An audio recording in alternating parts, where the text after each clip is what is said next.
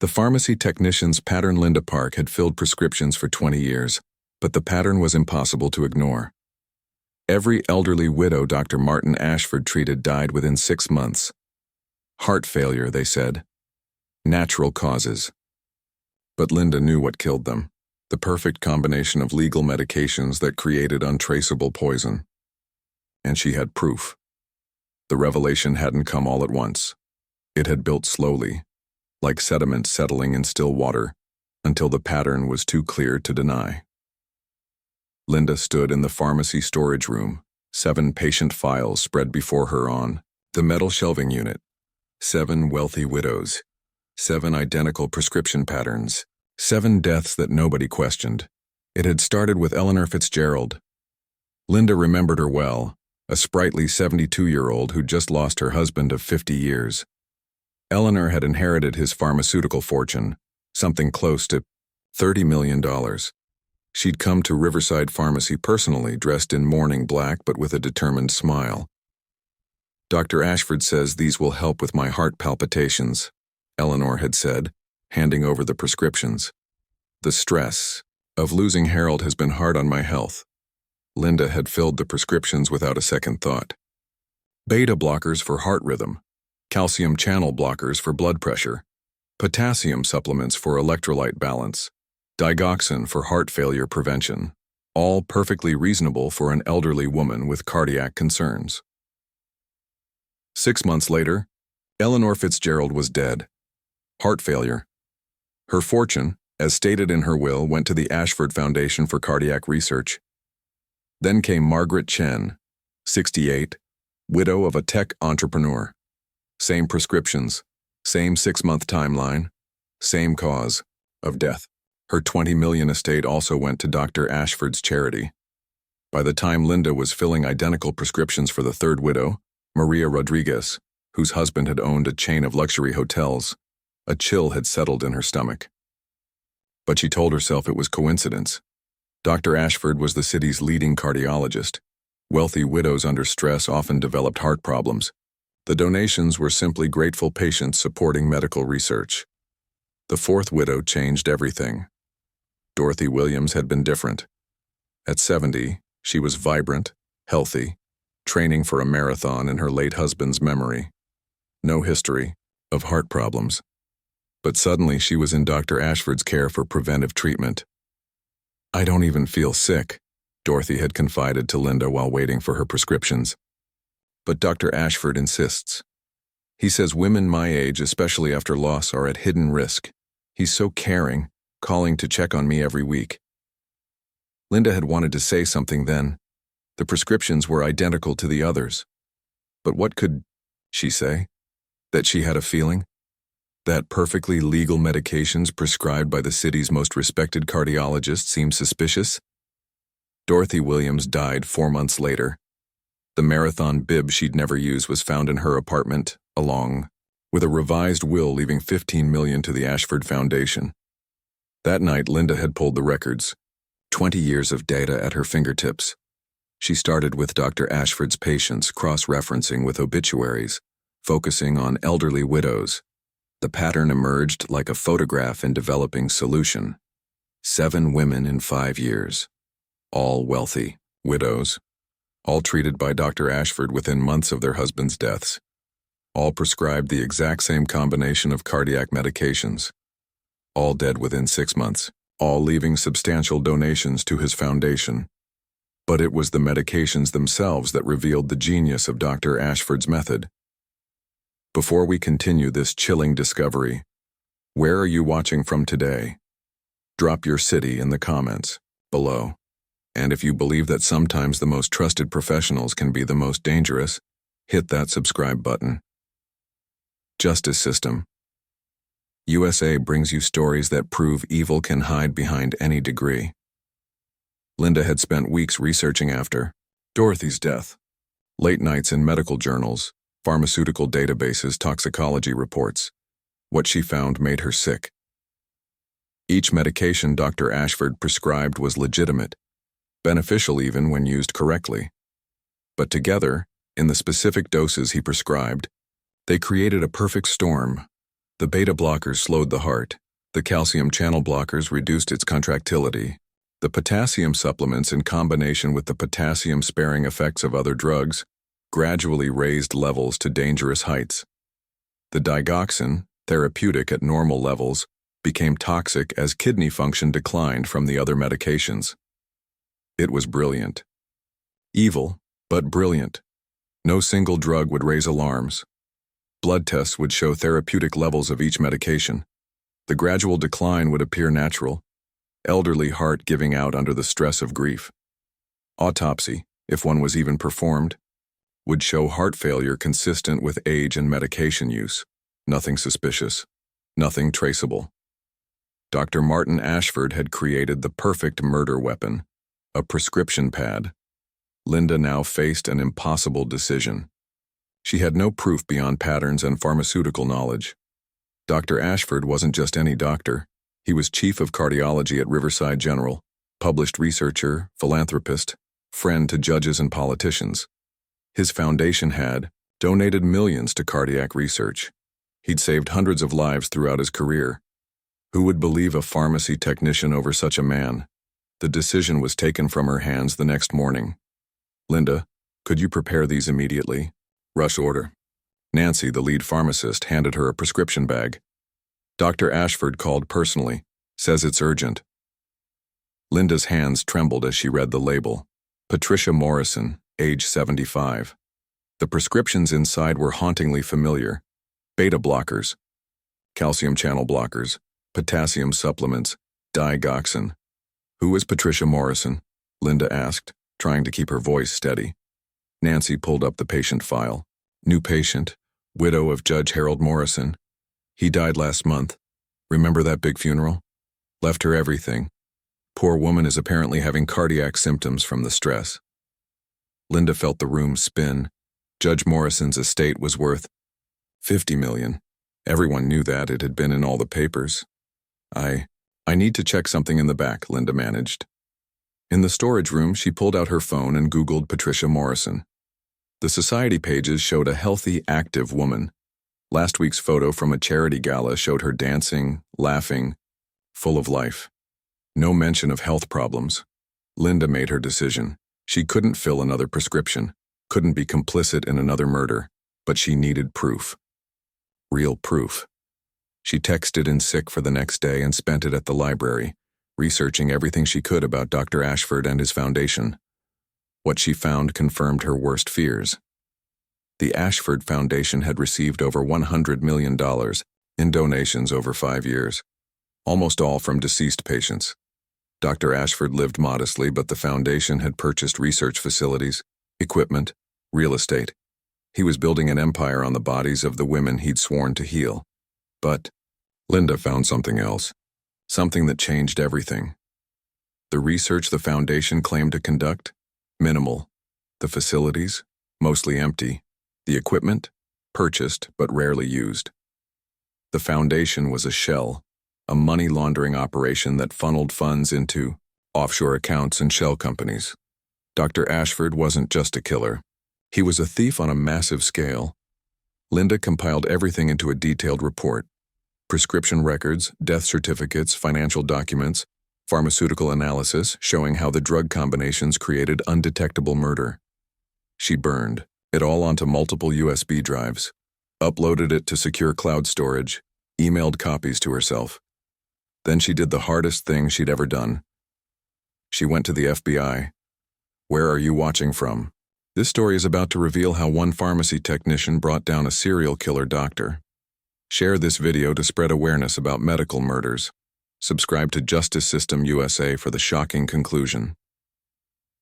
The FBI field office in downtown Riverside wasn't what Linda expected. No dramatic music or stern agents in sunglasses. Just a quiet waiting room and a tired-looking agent named Sarah Coleman who listened to Linda's story with growing alarm. You're saying Dr. Martin Ashford has murdered 7 women? Agent Coleman asked, reviewing Linda's documentation. At least 7. These are just the ones I could confirm. There might be more from before I started tracking, or patients who filled prescriptions elsewhere. Agent Coleman studied the pharmaceutical analysis. Linda had prepared. This is sophisticated work. How did you figure out the drug interactions? 20 years of filling prescriptions teaches you things, Linda said. I've seen every drug combination imaginable. This one, it's designed to kill. Slowly, untraceably, but definitely designed to kill. And Patricia Morrison? She's next. Dr. Ashford called in her prescriptions yesterday. If she starts taking them, Linda's voice cracked. 6 months, maybe less. Agent Coleman made a decision that would save Patricia Morrison's life. We're going to move fast on this, but we need more than patterns and theory. We need proof of intent. How do we get that? We need you to go back to work. Act normal. Fill the prescriptions if you have to. We'll make sure Mrs. Morrison doesn't take them, but we need to build a case that will stick. Linda felt her stomach drop. You want me to pretend nothing's wrong to keep working with him? For a few days, maybe a week, we'll have you wear a wire. If Dr. Ashford says anything incriminating, he doesn't come to the pharmacy often, maybe once a month, then we'll have to create a reason for him to come. The plan they developed was dangerous but necessary. Linda would accidentally make an error on Patricia Morrison's prescription, one that would require Dr. Ashford's personal clarification. When he came to resolve it, she would try to get him talking about his treatment plan. 2 days later, Linda made the call. Dr. Ashford, this is Linda Park at Riverside Pharmacy. I'm so sorry to bother you, but there seems to be a discrepancy with Mrs. Morrison's prescription. The dosages seem unusually high, and I wanted to verify. I'll come by this afternoon. Dr. Ashford interrupted, his voice sharp. Don't fill anything until I get there. Linda's hand shook as she hung up. The wire taped to her ribs felt like it weighed 1,000 pounds. Agent Coleman's voice came through her earpiece. You're doing great. We're right outside. Just get him talking about the prescriptions. Dr. Martin Ashford arrived at 3:47 p.m. Linda had served him for years, but now, knowing what he was, she saw him differently. The kind eyes seemed calculating. The gentle smile felt predatory. This was a man who comforted grieving widows while planning their murders. Linda, he said warmly. You've been with us for, 20 years now? Yes, Dr. Ashford. Always. So careful. So diligent. That's why I'm surprised about your call. These dosages are exactly what I prescribed. I know, sir, it's just, they're quite high. And with the combination of medications, his smile tightened. Are you questioning my medical judgment? No, sir. I've noticed similar prescriptions before. For other patients. Mrs. Fitzgerald, Mrs. Chen, they all what, Linda? This was the moment. Linda forced herself to meet his eyes. They all died, Dr. Ashford. Every patient you've prescribed this exact combination to has died. The pharmacy fell silent. Dr. Ashford studied her for a long moment. Then he did something that chilled Linda to her core. He laughed. Oh, Linda, 20 years of filling prescriptions has made you think you're a doctor? His voice was still warm, patronizing. These women were elderly. They had serious cardiac conditions. Sometimes, despite our best efforts, patients die. All of them? With the exact same prescription combination? His eyes hardened. I think you're overstepping your role here. Perhaps the stress of the job has gotten to you. Maybe you need some time off. Is that a threat? It's a concern for your well-being. He leaned closer, and Linda fought not to step back. You know, stress can cause all sorts of health problems. Heart problems especially. Even in younger people. Even in people who seem perfectly healthy. The threat was clear. Agent Coleman's voice in her earpiece. We got it. Keep him talking. The Ashford Foundation has received millions from your deceased patients, Linda pressed, her fear overridden by anger. That's quite a coincidence. Dr. Ashford's mask finally slipped. For just a moment she saw the real man underneath. Cold. Calculating. Utterly without conscience. Grateful patients often remember their physicians in their wills, he said quietly. It allows me to continue my research, to help future patients. These women's deaths, while tragic, serve a greater purpose. Research? What research? Your foundation barely... Careful, Linda. His voice was soft, dangerous. "You're a pharmacy technician, a pill counter. You have no idea what you're meddling with. Fill the prescriptions, do your job, or find another. 1. And Linda, I'd be very careful about your own health. Stress is such a killer these days." He turned to leave, then paused at the door. "Oh, and Linda, if you're thinking of talking to anyone about your concerns, remember that I have colleagues at every hospital, every pharmacy, every medical facility in this state. Careers can end so quickly. Lives too." After he left, Linda collapsed against the counter. Agent Coleman's voice was urgent in her ear. "Beautiful work. We got everything. Get out of there, now." The arrest of Dr. Martin Ashford made national headlines. The beloved cardiologist, philanthropist, and pillar of the medical community was charged with 7 counts of murder, fraud, money laundering, and racketeering. The FBI raid on his home and office uncovered damning evidence, detailed notes on each victim's financial status, offshore account records showing the stolen millions, and a chilling calendar marking future targets, 12 more wealthy widows already in his care. Keep watching for the trial that shocked the medical world. Share this video to spread awareness about medical serial killers. Subscribe to Justice System USA for more stories of justice against impossible odds. The trial of Dr. Martin Ashford became one of the most watched legal proceedings in the country. The prosecution's case was built on Linda Park's meticulous documentation, supported by expert testimony from toxicologists who confirmed that the prescription combinations were lethal when combined. Linda took the stand on the 3rd day of trial. For 4 hours, she walked the jury through her discovery, her research, and her growing horror as she realized she'd been an unwitting accomplice to murder. "I filled those prescriptions," she said, tears streaming down her face. "I handed those women their death sentences with a smile and told them to have a nice day. I'll carry that guilt forever." The defense tried to paint her as a disgruntled employee, a pharmacy technician with delusions of medical expertise. But the evidence was overwhelming. When FBI analysts examined Dr. Ashford's computer, they found encrypted files detailing his selection process for victims, recent widows, no close family, substantial assets, already suffering from grief. The most damning evidence came from Dr. Ashford himself. Believing his calls were private, he'd left voicemails for potential victims, his words dripping with false concern while he assessed their financial situations. One recording captured him telling a colleague, "The widow Morrison is perfect. 50 million and no children. 6 months, maybe less if we adjust the potassium." Patricia Morrison testified about how Dr. Ashford had approached her at her husband's funeral, offering condolences and cardiac screening. He said women often developed heart problems after losing a spouse. "He was so kind, so caring. I trusted him completely." She was the only one of his intended victims to survive. As witness after witness testified, a picture emerged of a man who had weaponized medicine itself. Dr. Ashford had perverted his oath to, first, do no harm, into a calculated system of murder for profit. He'd chosen victims carefully, killed them slowly, and profited massively from their deaths. The jury deliberated for just 3 hours, guilty on all counts. At sentencing, family members of the victims spoke. Children who'd lost mothers, siblings who'd lost sisters, friends who'd wondered why healthy women suddenly developed fatal heart conditions. Their pain filled the courtroom. Linda spoke last. "Dr. Ashford once told me I was just a pill counter. He was right. I counted pills.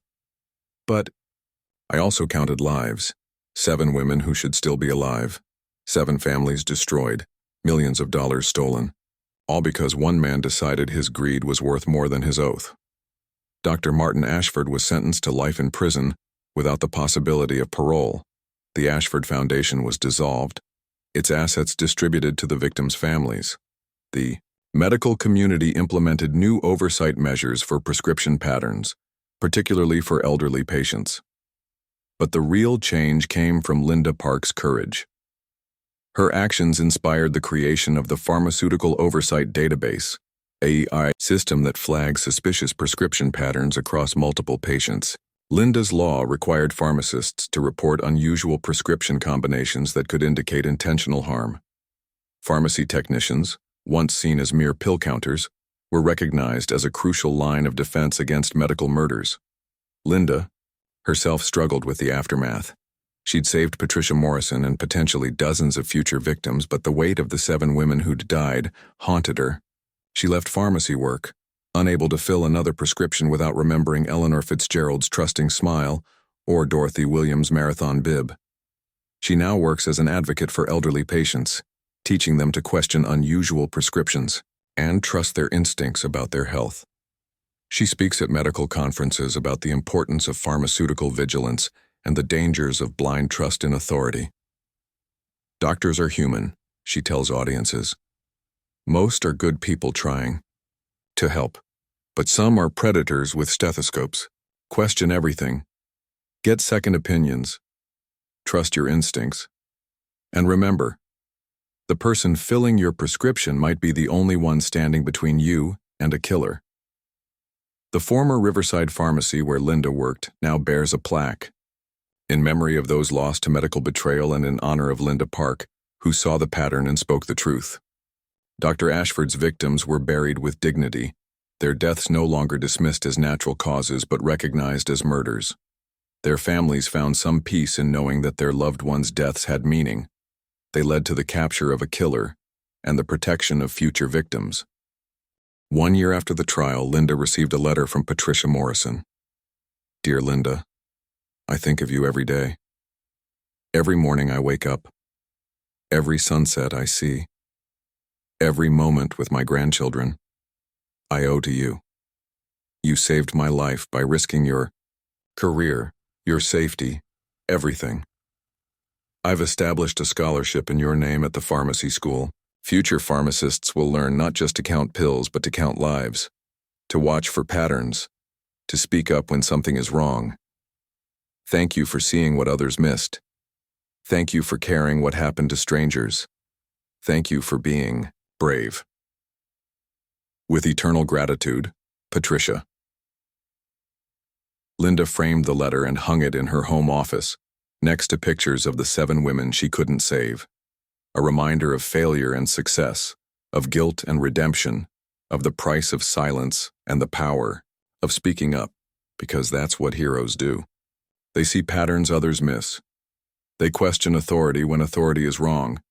They risk everything to save strangers, even when they're just pharmacy technicians, even when the killer is a respected doctor, even when speaking up seems impossible. Linda Park saw 7 dead women in 7 prescription bottles, and she refused to let there be an 8th. Thank you for watching this incredible story of how a pharmacy technician exposed a serial killer doctor and saved countless lives. Linda Park proved that heroes don't always wear white coats. Sometimes they wear pharmacy vests and have the courage to question those who do. What would you have done in Linda's position? Would you have risked everything to stop a killer? No. One else suspected? Let us know in the comments below. If this story moved you, please subscribe to Justice System USA. Hit the notification bell. Share this video with others, especially elderly family members who need to know that medical professionals can sometimes be predators. Where are you watching from today?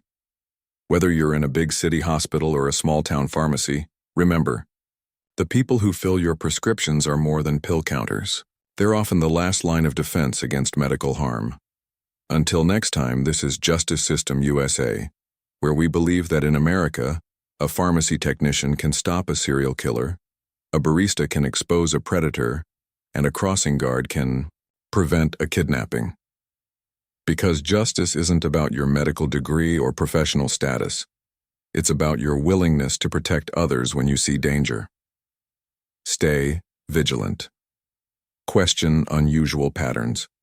And remember, sometimes the person saving your life isn't the one writing the prescription. It's the one filling it. Because in the war between good and evil, heroes carry many weapons. Sometimes it's a gun, sometimes it's a badge, and sometimes it's just a pharmacy computer and the courage to see what everyone else missed.